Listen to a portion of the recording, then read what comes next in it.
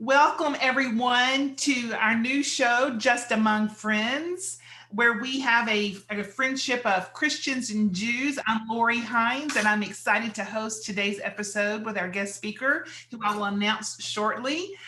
Before we get started with with today's speaker, I just want to share what our mission is with Just Among Friends. We have come together, my friends, Ann Stacy, with Texans for a Safe Israel, and Mike Isley with Texans for Israel. And we are now doing this with the mission of acknowledging that this special, unique group of friends have different theological viewpoints, and that's totally fine. We will not impose our theology on each other. We are simply here to grow our circle of friends and to teach Gentiles the importance of loving the Jewish people and the land of Israel with no hidden agenda. We just want to be friends. So welcome. Let me just do a quick screen share to share with you the sponsors of this new show, Just Among Friends. Bear with me while I do a quick screen share. Okay. Let's see if I can get this up. All right. We're excited to have Julie today. So these are our sponsors. Going back to Ann Stacy, who many of you know here, she has Texans for a Safe Israel. Please visit her website, texansforasafeisrael.org, to see all the work she's doing for the land of Israel, the Jewish people, specifically Judea and Samaria. Texans for Israel with Mike Isley, same thing. Mike's recent big project was funding the documentary film, I Am Israel. Please check that out. And myself with A Taste of Israel. When we go back to touring the land of Israel, come with me and we'll enjoy the food and wine of the amazing country of Israel. So those are we're the sponsors of this. Just before we get started, I also want to remind you guys of our upcoming speakers. Today we have Julie Sironi. Next Sunday and the following Sunday, we'll have Dr. Jim Garlow and Rosemary Schindler Garlow, the co-founders of Well-Versed World. And we're very excited about them coming on to share their hearts that is aligned with our mission. And then on the last Sunday of this month, I'm going to share my story of how I came to this point in life as a Christian Zionist with a heart for the Jewish people and the land of Israel. And then we have many, many more speakers lined up, both Jewish and Christian. So we'll announce more as we go along. So that's exciting. Let me go ahead and stop the screen share now and go back to a couple of more words. Then we'll start with Julie. There's some more people coming in. Our format typically is about 45 minutes to an hour, followed by a Q&A session at the end. The Q&As will work like this. If you would like to ask a question, we will not just do an open mic at the end. You must send your question in the chat box to me directly or privately. And then if time allows, we'll go through as many as we can. So be aware of that as we go through the presentation today. Okay, without further ado, let me introduce our amazing speaker today. This is Julie Sironi. Julie is the liaison between the Jewish community in the land of Israel. She's with Kenneth Copeland International Ministries. And so we're excited to have her with us today. Back to the format, I'm going to ask her some questions, and she will be able to tell us more about who she is and what she is doing and how this all started. So welcome, Julie. We're very excited to have you. I'm going to put you on speaker view so we can get started. Okay. All right. Just remember, friends, if you'll stay on mute, and so we can minimize background noise, I really appreciate that. Julie, welcome. Thank you. Thank you, thank you. Thank you, Lori and Ann and Mike. Mike looks really comfortable in his easy chair. I'm honored and very humbled that you would ask me to share today, but I'm excited to do so. Good, thank you, wonderful. Well, you know, I always, like I was telling you earlier, I always like to ask people their story, how they got started, because the personal stories seems what to be open, that opens the door. It's not just an education, it's more of a personal experience that got you here, that got me here, that got Ann here, all of us. So tell us this, let's start there. Tell us, how did you as a Christian become friends with Orthodox Jewish people and you had no hidden agenda? Okay. Well, in 2004, my husband and I prayed a prayer. Basically, it was, you know what, Lord, we'll go anywhere you ask us to go. We'll do whatever that you ask us to do. And my caveat to that was just don't make it boring. Yeah. So in 2004, we went to a Billy Brim prayer meeting in Branson, Missouri. And for those of you who don't know Billy Brim, she has a ministry in Branson, Missouri. She's a widowed woman who has given her life to the Lord, to speaking and teaching on eschatology and Israel. And so we went to her meeting and we knew nothing about her. And she started talking about Israel. And I felt like I was in an Israel 101 course. And she started teaching on the Jews, the nations, and the church, Israel and the plan of God. Whose land is it? What does the Bible say? And she talked about her Israel tours that she was taking. And she was doing Israel tours with a man named Levy, or some people know him as Ronnie Levy. He has a tour company called Covenant Tours of Israel. And they talked about going to Israel, and she said, most tour groups will promise you they won't take you to the West Bank, but we promise you that we will. And not only will we take you there, but they'll have you spend the night there. And, they talked about the importance of meeting the people of Israel and seeing the land. And it's not just about, a few Bible sites. And so we left there, and I told my husband, I said, I want to go to Israel. But I said, I want to take the kids. And at that time, Billy was taking one tour a year, sometimes two. And he said, okay, Julie, well, if you can believe God for the money to go, if God gives us the money to go, then we'll go, which it was like, okay. So I started praying about it, and it started growing in my heart. And in 2005, I was talking to the Lord about it, and I had the thought about if my faith has a corresponding action, meaning if I really have faith that I'm going to do something, then what does that look like? And so I went and got passports for all four of us in 2005, because I thought, if I really think I'm going to Israel, I'm going to need a passport to get there. So at the time, my kids were little, and so I got passports for my two kids and my husband and I. And then in 2006, 2007, I felt like it was like trips would come and I would watch them, and I was, watch and wait, and they would come and go. And all the while it was growing bigger and bigger in my heart. And it got to the point where someone could have said, I'll give you a trip around the world. I'll take you to Hawaii. You can go anywhere. And I wanted to hear nothing except you're going to Israel.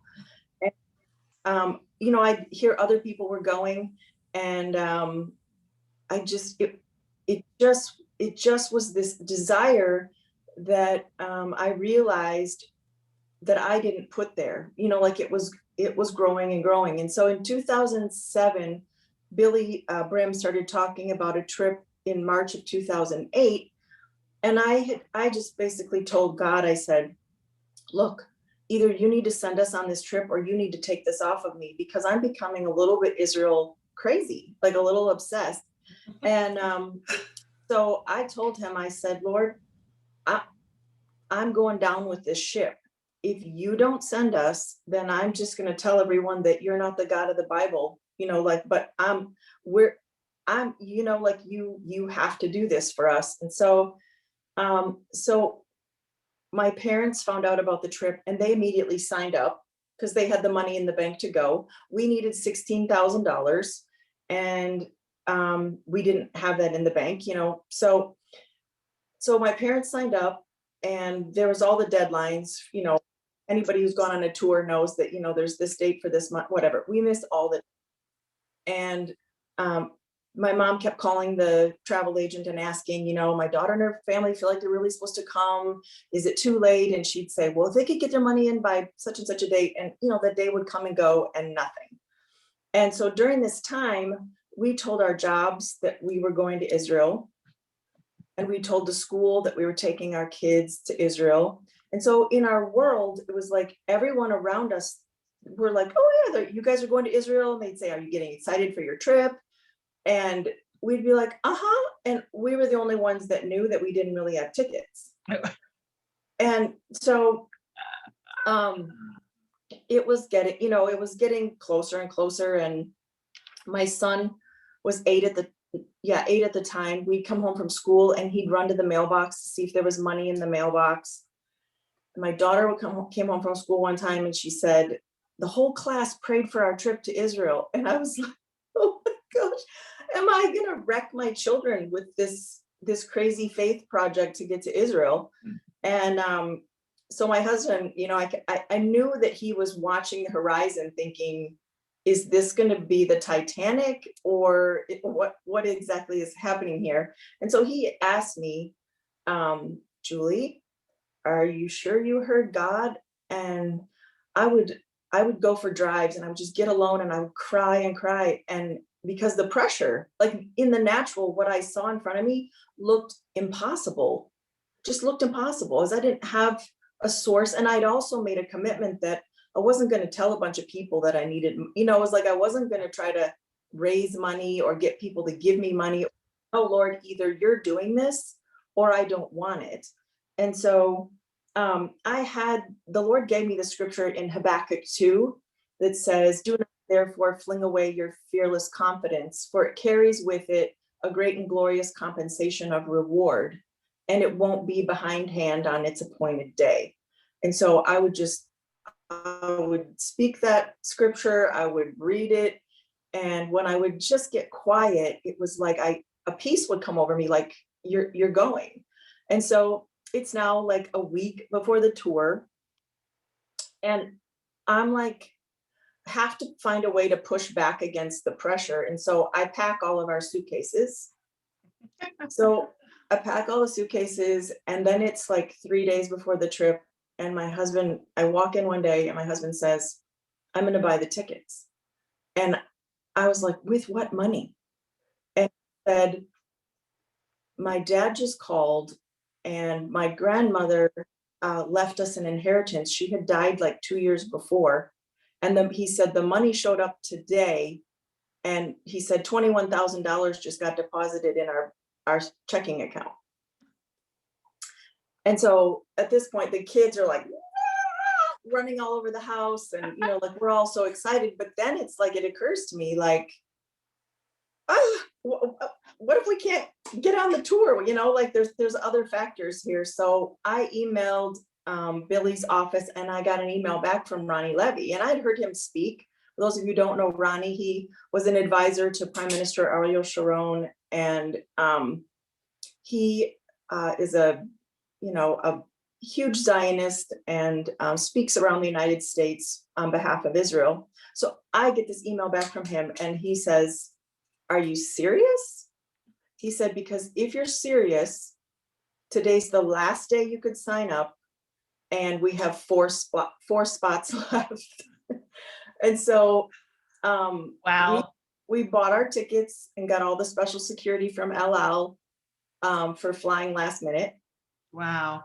And we got to Israel, and we were really like those who drink, like those, we were like those whose mouths were filled with laughter and our tongues with joyful singing, because it was such a huge thing for us to be there. Yeah. And so once we got to Israel, I remember riding around on the tour bus, and I would just weep, because I would ride around and I would look at the people and the land, and I was aware that God was doing something in me, and that he was knitting the people and the land in my heart in a way that I didn't see it coming. Wow. And so we stopped we stopped at Billy Brim, has some property in Migdal. Which, those of you who don't know, it's on the Kinneret on the Sea of Galilee. And we stopped, we got off at the property. And the minute my foot hit the ground, I just started weeping.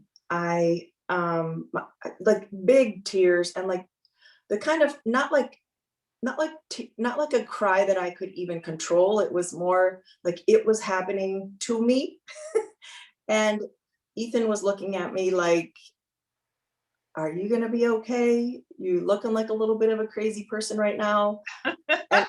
And I couldn't speak. All I could do was cry. And so while I was walking around that property though, on the inside, I just heard one word, and it was destiny, destiny, destiny. And it just kept rolling over and over and over. And I was trying to grasp, like, Lord, what are you saying? And so when we left there and I finally could speak, Ethan said, are you going to be okay? And I said, yeah. I said, I don't know why I think this, but I think you have something to do with the building of this project. And he said, I don't know why I believe you, but I do. And so we went from there. A couple of days later, was getting towards the end of the trip. My husband sits down on the bus next to this woman, and she starts making conversation with him. And she says, oh my goodness, we have this company in Fort Worth, Texas, and we're praying and asking, believe in God that he's going to bring us someone to run our company. And Ethan said, well, what's your company? And she said, well, it's a federal construction company in Fort Worth, Texas. And he's like, okay. And she goes, well, enough about me. What do you do? And my husband looks at her and he goes, I run a construction company. And so at the time we were living in Madison, Wisconsin, and Ethan was loving his job and I was doing full-time counseling. And so she says this to Ethan, and we kind of have this weird exchange. And then the very last day of the tour, she approached me and she said, could I have your email? Because we're going to be praying about what we're doing, and maybe we'll contact you. So I said, okay. And so we left there and we got on our, I don't know if it was on our way home or when we got home, but I told Ethan, I said, I think God's moving us to Texas. And he was like, oh, Julie, we met this woman one time. And I was like, no. I was like, I think we're moving. And then within a week of coming home from that trip, I woke up one morning, and in that space between like sleep and awake, I heard, I'll give you the nations as your inheritance. I'll give you the nations as your inheritance. I'll give you the nations as your inheritance. And I knew it was Psalm 2. And so I woke up, and the Lord, this is what he spoke to my heart. He said, it was significant to me that you sowed the seed of your inheritance into my land and my people. And he said, so now I can give you my inheritance. Oh my goodness, Julie. And so about a month after that, we heard from the couple in Texas. We flew to Texas. They hired Ethan on the spot. And that's a whole other hour-long set of stories, but really God miraculously moved us to Texas. And the other caveat to that is that my daughter Lily was 11 when we went to Israel. And when we came back, she looked at me and she said, I know what I want to do with my life. I said, okay. And she said, I want to defend Israel and the Jewish people on a world stage. And so I was like, all right. So, and that started at 11, but all throughout middle school and high school, every paper she wrote was on Israel. Everybody she talked about was Golda Meir, and she was up on politics. She educated her whole school about Israel, and to the point where kids that she was going to school with thought she was Jewish. And she went to a leadership conference in Washington, D.C. with all these liberal kids around the country, and they did a Model United Nations, and she defended Israel there. And that was a really cool story. But anyway, she turned 18 and was debating about where to go to school because she knew she wanted to go into diplomacy or government. And so she was looking at schools on the East Coast and got accepted to a couple, and she wasn't very excited about it. And so I was praying, I was like, Lord, I think it matters to you where Lily goes to school. So where is it? And so I had a thought, and so I said it to her. I said, Lil, I said, what about school in Israel? And she looked at me, and she burst into tears, and she said, that's it. That's what I'm supposed to do. So at 18, she moved to Herzliya and started attending the IDC International School, studying government, knew no one at the school. And now, I mean, she's 24 and she's living in Jerusalem. And she is working for the ICEJ, the Christian Embassy in Jerusalem. And she's fluent in Hebrew, and just praying and believing God for, like what he has next. Wow. And so there's a continuation of that. Obviously, that led to my husband was doing, when we moved to Texas, the company that he was working for started doing work in Israel. Oh, wow. And so he was working with the Army Corps of Engineers, building things in Israel. Wow. Ronnie Levy asked me in 2010 to start helping him with Israel tours. Wow. And so I started doing that. And in 2015, right at the time that Lily was going to move over there for school, that's when Pastor Terry Copeland Pearsons approached me, and she said, Julie, I want you to come, and I want you to just put Israel in everything. I want you to be in every department. I want you to And I said, I don't want to do that. And she looked at me. I don't think she's really used to people telling her no, but I just said, look, I said, if God has given me, if I have a life verse, it's Isaiah 58:12, which is to be a repairer of the breach. Yes. Restorer of streets to dwell in. And I said, what God's had me doing is building relationships with the Jewish community here in Dallas and also in Israel. And I said, I love it. I absolutely love building these relationships that, Christians for the last 2,000 years have spent.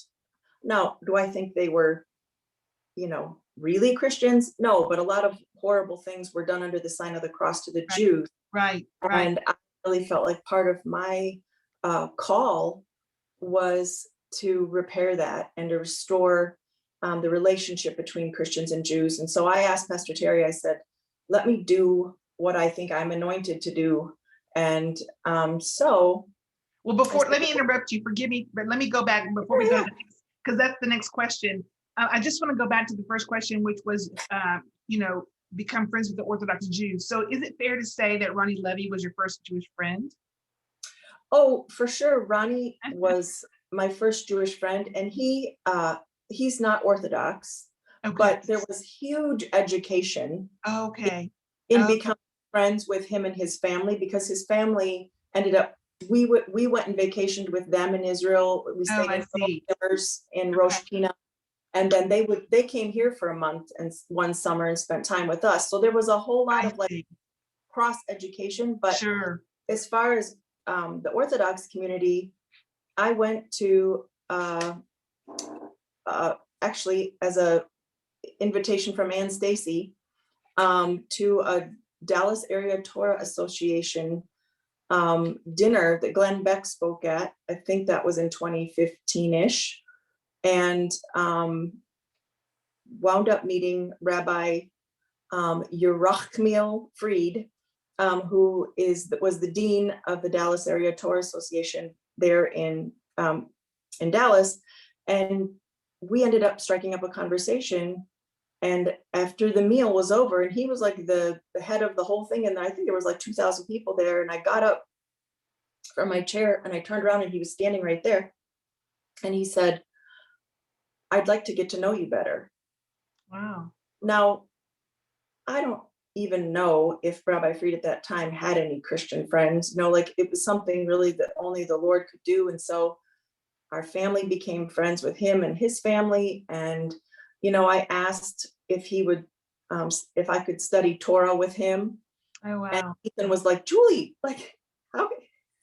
Really, he's a really busy guy. He has a school full of people who, he's like the head of, and I said, well, he can tell me no. And so anyway, we just had Wow.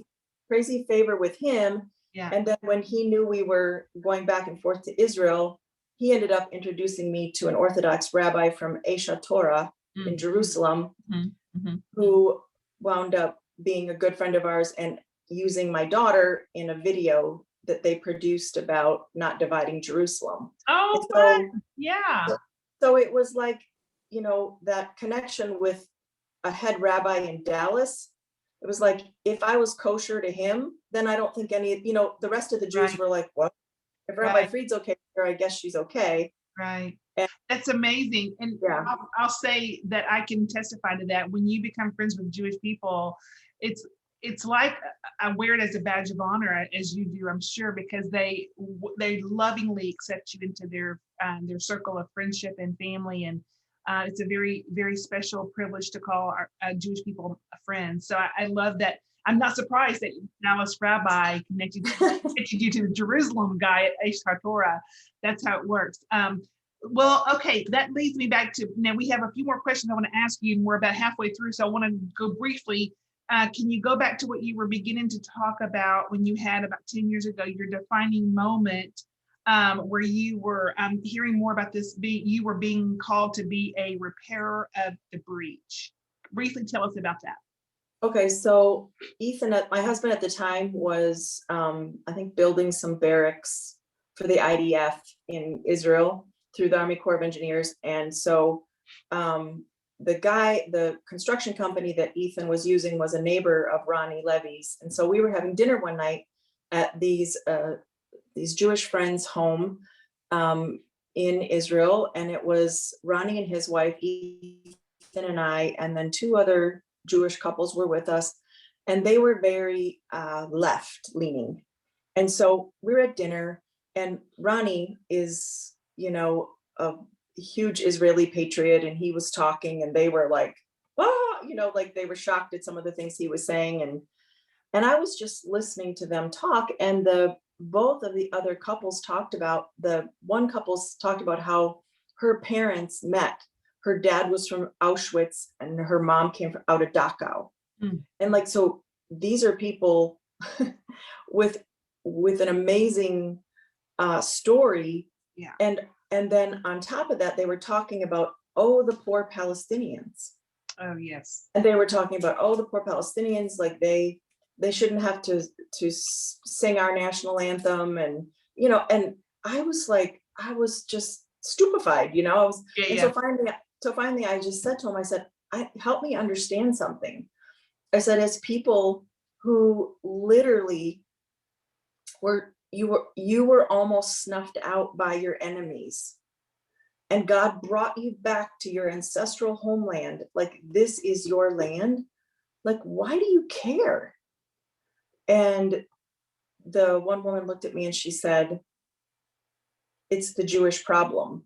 And they all laughed, and like they knew what they were talking about. And I was like, I don't know what that means. And she said, well, it's that we always think if we'll be nice to our enemies, that they'll be nice to us.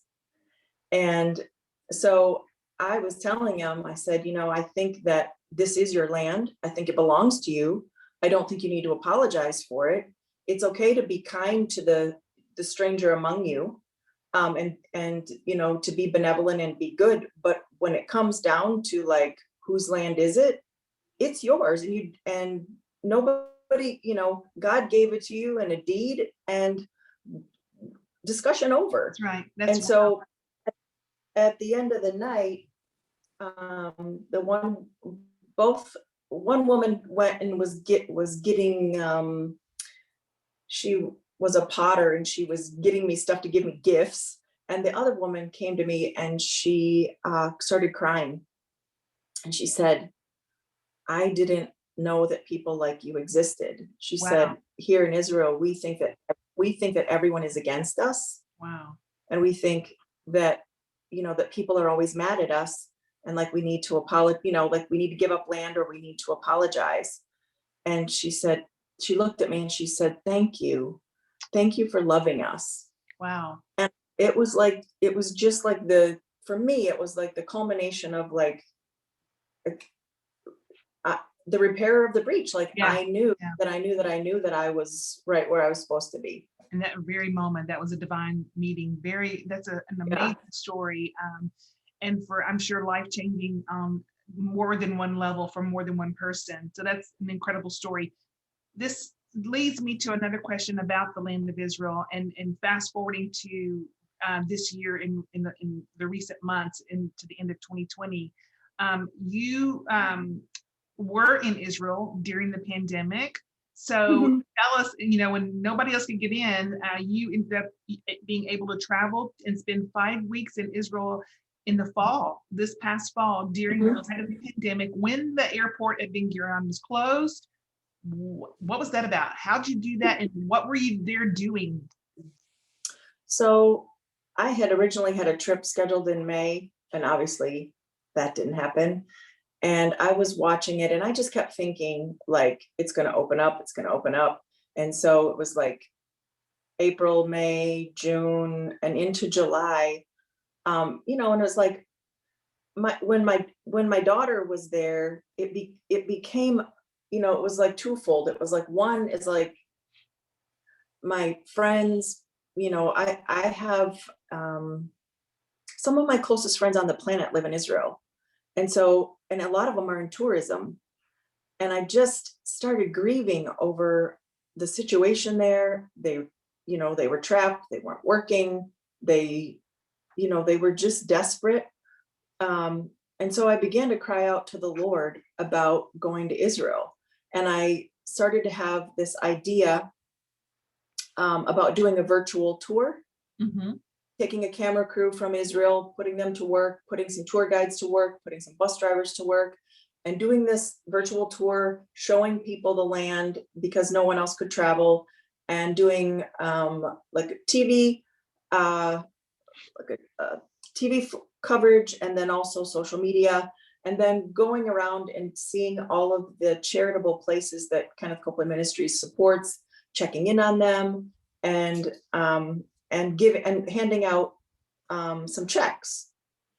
And so I started praying about that, and the Lord led me to Nehemiah 2, where the king says to Nehemiah, why are you so downcast?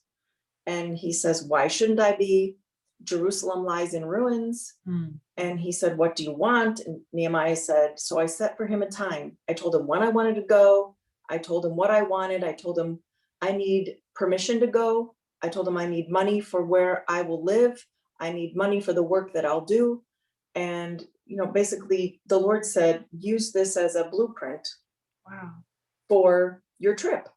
So I wrote it all out according to what I was believing God for about being able to get, and never before had the whole like asking for permissions to cross been so, that wouldn't have made sense to me a year before because I just needed a passport. And so in the natural, I approached the Israeli consulate in Houston because that was the natural path to go. Told them that I wanted to go, sent them everything but a blood sample to all the, to fulfill all of their requirements.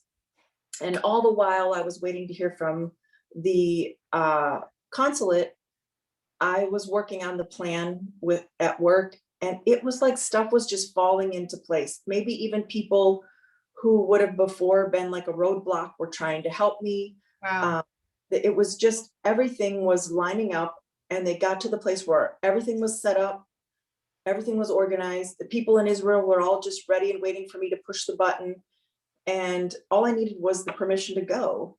And I got a call from the consulate in like mid-September, and they knew me by I would call and the guy would say, hi, Julie. I didn't even need to announce myself. They knew it was me. And so he finally calls me one night and he said, sorry to tell you, your request has been denied. And I was like, Fortunately, I didn't open my mouth. I just went to my bathtub and cried. And I said, God, help me. I don't understand. What do you want me to do? Mm. And I had a thought, and the thought was, in the process of wanting to help these Israel charities, we had the biggest block of money that Pastor Terry had said, I want to give for Aliyah. Mm. But for whatever reason, it was never given. It was still sitting in the account, Wow. and we had this money set aside. And so I had this thought. I thought, I wonder if the Israeli government, if they knew that we were wanting to pay for a plane load of Jews to come back to Israel, if it would matter to them, and they would let me in to record it and to be there and get the footage. And so I told a friend of mine in Jerusalem, and he happened to be friends with someone who worked for Karen Hayesod. Mm. And so like 2 days later, this man Shmulik calls me from Jerusalem, and he was like, are you serious? Like, he said, so I was telling him, yeah, I'm serious. And once he finally realized that I wasn't someone who was just talking big, and that we actually had the money, he said, I have been crying out to, and he's an Orthodox Jew, and he said, I have been crying out to God because of COVID. A lot of our income has dried up. And I've been crying out to God because we don't want to tell Jews that want to come back to Israel no. Right. And so he said, and then all of a sudden I hear about Julie Sironi and Pastor Terry in Fort Worth, Texas. And he said, I didn't even know you existed. Aw. And so he said, but let me see what I can do, because there's a lot of bureaucracy. And at the time it was the high holy days, and they were on lockdown, the airport was shut, blah, blah, blah, blah, blah. And so he was working and working. The consul general from Houston actually called me Wow. and said, Nice. he Yes. said, I heard about you. Why don't you wait till October? It's a mess in Israel. Just let it go. So I finally got to the place where I said, okay, God, here it is. Here's my trip. Apparently it matters to you. Your perfect timing. I can't make it happen on my own. So like, here you go. I called Lily and I said, I think it's going to be October. I think it's going to be the middle of October before I can even start, before this can happen. And so she was like, okay. And my husband and I started planning a trip to Colorado. And the next morning, I get a email in my inbox from Shmulik that says, I'm happy to tell you, I've attached your entry permit. Wow. And he said, and you have to, and I had like 10 days to get in the country. And then the window was closing. And so, anyway. So Israeli. I mean, it's last minute is hurry. So. But I will have to say that trip, when I landed in Ben Gurion, it was the easiest entry. From the time I got off the flight until the time I was in baggage claim was 15 minutes. Wow. And God he just handled it all. That is amazing in itself right there. That's an amazing story. Well, so you were able to accomplish the goal then. Fantastic. And that is so important to know the reason that they, that speaks volumes about the Israeli government and the people of what matters most to them is getting their people home. Mm-hmm. And that is the big deal. And that's what we really want to get behind as well. Fantastic. Tell me about, there was a conversation you had recently, or I say recently at some point, with someone from the UN. Yeah, and so you had a conversation with a lady named Laura Olson from the UN, and it was about a report she wrote on the land of Israel, specifically, I think the Hebron area. So can you tell us briefly about that? Yeah, it was right after the last Gaza war, and she had been called in by the UN to like give a report about, basically what was going on over there. And she wrote this horrible report about, Israel's treatment of the Palestinians and, apartheid and blah, blah, blah. And I didn't actually know who she was. And while I was working with Ronnie, I was taking pastors, basically working with pastors who had never been to Israel before, creating an Israel trip for them, then traveling with them and, doing Israel tours. And so there was a pastor and his wife here from Fort Worth that had asked me to take their church to Israel. And the pastor called me and he said, my wife and I were at this funeral and it was amazing. We met this woman from the UN and she wants us to come visit her in Hebron and says that she'll give us a tour. And my lightning fast mind, which the pastor didn't know what he didn't know, but in my mind, I was like, the UN, Yeah. first of all. Yeah. Second of all, in Hebron, and they want to give us their tour. Right. Oh, no. And so can you have her call me? Don't sign us up for anything. Have her call me. And so she called me one day and I told her right off the bat, because I thought I don't even want to give her room to go down this pathway. So I told her right off the bat, I said, look, I'm a Christian Zionist. I said, I am purpose do tours where we take the people and we teach them about geopolitical things. We teach them about what the Bible says about it, because the Bible says that the land belongs to the Jews. Like, I just laid it out and I thought, well, she needs to be clear on who I am. Yeah. And so she was like stupefied and horrified at the same time, because I told her, I said, I've been to Hebron many times with David Wilder. And when I said David Wilder's name, yeah, of course, she came unglued and was like, oh, I am horrified that her archie is me. Example of the people that we can't stand. Yeah. And so I was, I wasn't disrespectful with her, but I was, I wasn't backing down. Right. And she's like, do you know who you're talking to? Do you know who I am? Do you know blah, blah, blah, blah. And so I just listened, whatever. And she was going on and she was really irate. And I said, Laura, I said, could I pray for you? And she goes, and she's like, no, okay. Absolutely not. She said, because you'll pray that I start believing like you. And I said, no. I said, that wasn't my intention at all. I said, I was actually going to pray that God would show us his will and his plan for Israel. Basically, like, I wasn't going to pray a soulish prayer. I wasn't going to pray one way or the other, but was just going to pray for you. And she was like, absolutely not. And then I realized as I was talking to her that she was crying. She started to cry. Oh, yeah. Wow.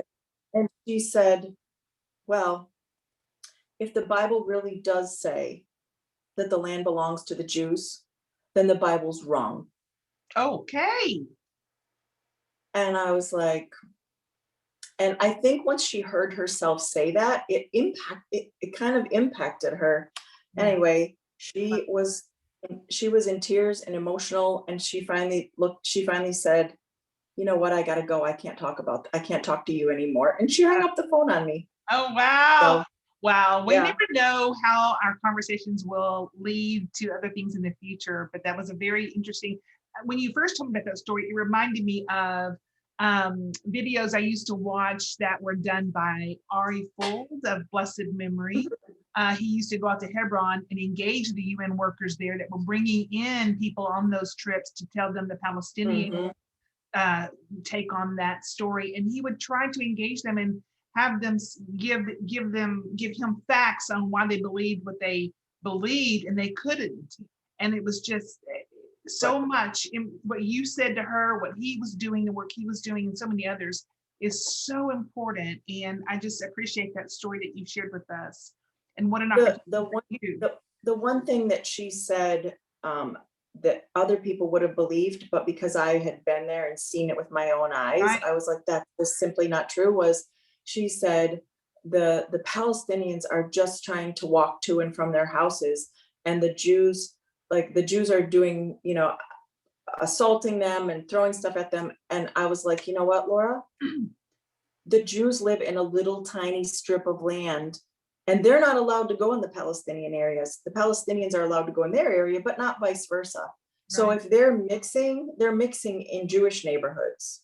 And That's she right. was like, well, I They don't can't, want to talk about they have no rebuttal because they only know a narrative. They don't know the proof. That's it. so Right. true. And I've been right where you're at, and I've seen the same thing, and exact same Mhm. thing. It's just unbelievable what really goes on as opposed to what you hear in the mainstream media, which is not true. So that's Right. really important for us to be aware. Okay, Mhm. just a couple more questions, and then we'll be at the end. If anybody has a question for Julie, please put it in the chat box. So at the end, we can ask her those questions. Now, first of all, your story is amazing. Your story is amazing. I'm sitting here, I was teary-eyed listening to your story because it's so powerful of the whole inheritance. That piece of your story is Mhm. so, and look what you've done. Look what the Lord's used you to do so far from that moment to today. It's amazing. You are today with Kenneth Copeland Ministries. What is your position and what kind of work do you do related to Israel with Kenneth Copeland Ministries? Okay. One thing I forgot to mention about when the about the time that Lily started going to school over there in 2015, I had been reading that the Lord asked his people to come to Jerusalem 3 times a year on a pilgrimage. And so I asked the Lord, I said, Lord, I want you to send me to Jerusalem 3 times a year. I don't know how you're going to do it. I don't know. That really doesn't matter to me, but I want you to do that. And so right about the time that Lily was going to start living over there, was when Pastor Terry asked me to come work for her. And up until COVID, the Lord miraculously works out a way for me to be in Israel 3 to 4 times a year, every year since 2015. Wow. And I think probably if you added all those trips together, I was probably in Israel, a, 3 months a year. Wow. And so and I marvel at that because I think, God knew my heart. And I told the Lord, I said, look, I'm sowing my best seed. The best seed that I can sow is my daughter into your people and your land. And Yeah. so there's some agreements that we need to have about being able to travel and being Yeah. able to see her. Yeah. So that's actually, he's been very faithful in that. But at Kenneth Copeland Ministries, I am their liaison. So, part of my job is to build relationships with Jews here in Dallas Fort Worth area and also in Israel. And then I do all of the KCM tours.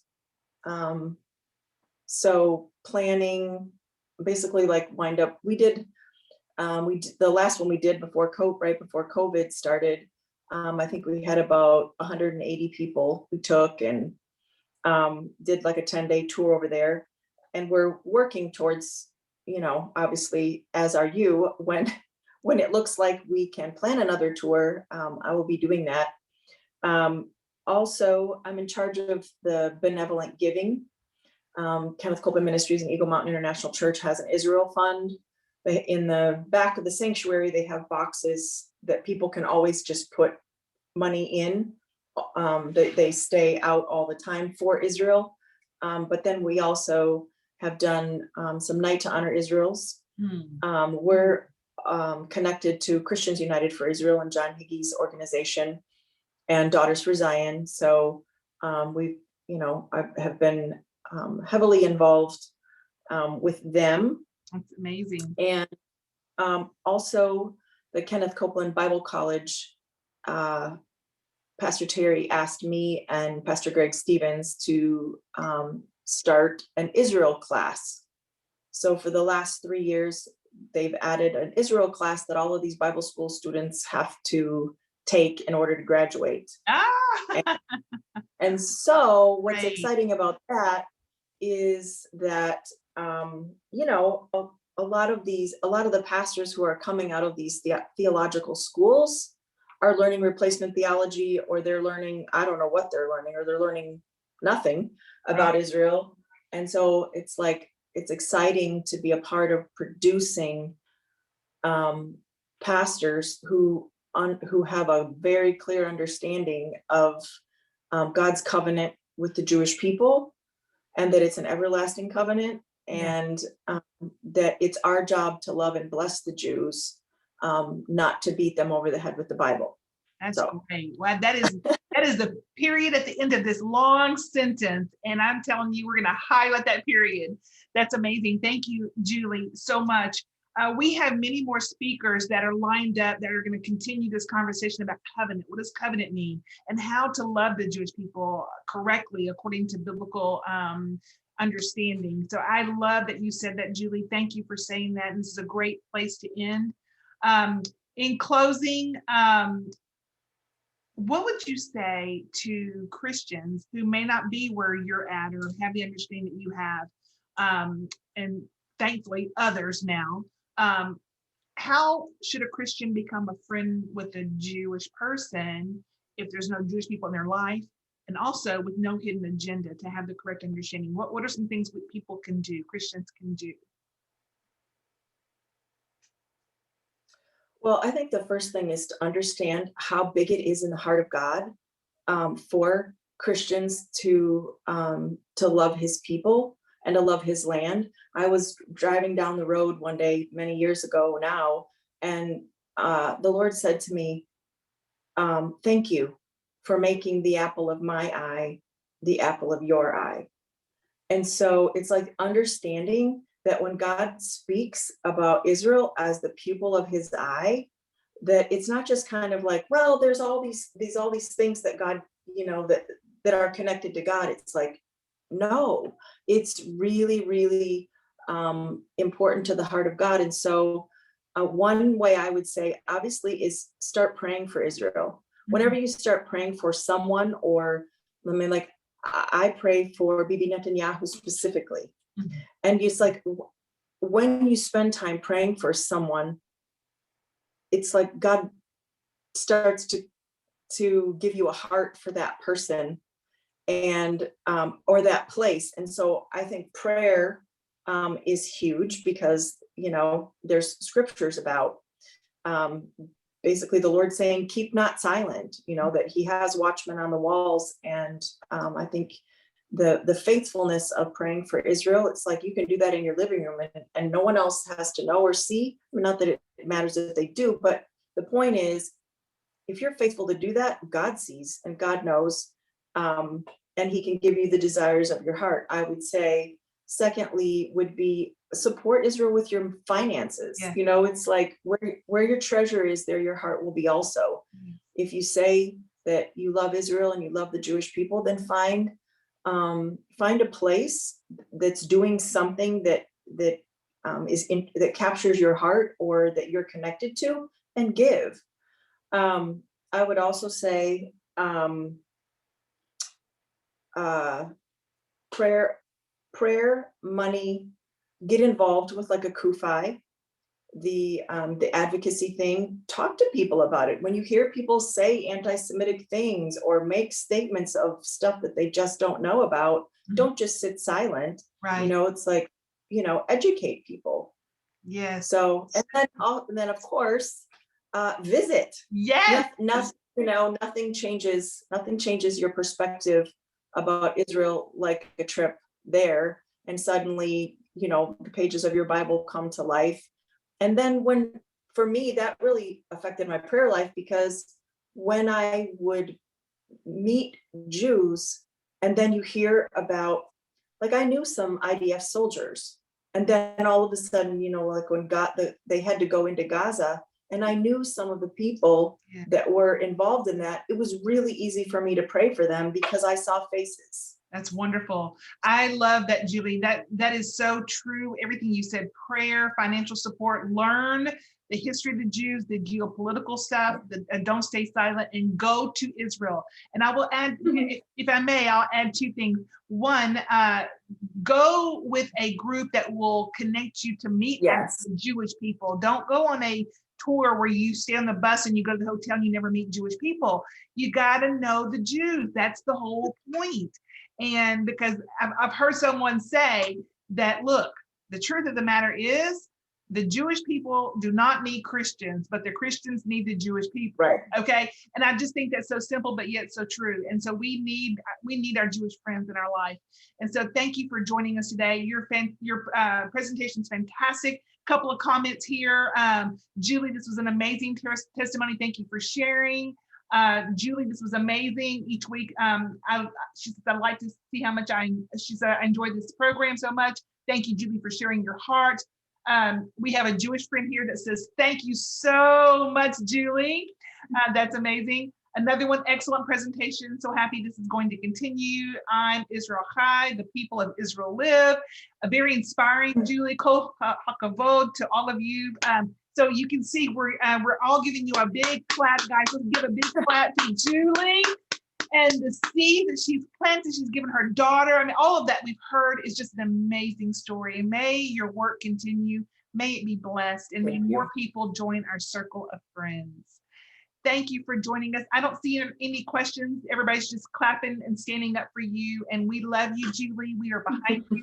I do want to do a last minute screen share so our friends can see if they want to do and follow what you're suggesting, which is to sow into the land of Israel financially. I'm going to put up a place where you can go and donate here.